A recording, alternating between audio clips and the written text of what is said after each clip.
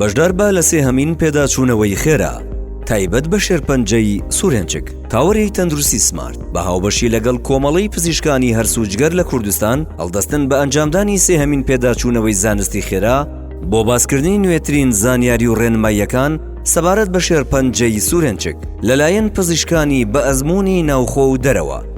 بسم الله الرحمن الرحیم. بەڕێزان سڵاوی خی گەورەتان لەبێ. من دکتۆر دیاری ئەحمەد ئیسماعیل قەسابم، ڕایشکاری نەشتەرگەری بۆ نەشتەرگەری هەناوبینی و کۆندامی هەرس لە ڕۆژی 3/11 لە تاوەری تەندروستی سمارت ئینشاءالله بەشدار ئەبم لە پێداچوونەوەی خێرای نەخۆشیەکانی شێرپەنجەی سورێنچک. بابەتێ من پێشکەشەکەم ئینشاءالله لەجێ ناونیشانی نەشتەرگەریەکانی شێرپەنجەی سورێنچک ئەبێ ئینشاءالله. هیوادارم هەموو لایەک سەلامەت و لەسەر خێرەتان بینم ئینشاءالله. لە بەرواری 3/11 2022 ڕۆژی پێنجشەممە کاتژمێر 8:30 بەیانی میوانداریتان دەکەین لە هۆڵی کۆنفرانسی تاوەری تەندروستی سمارت.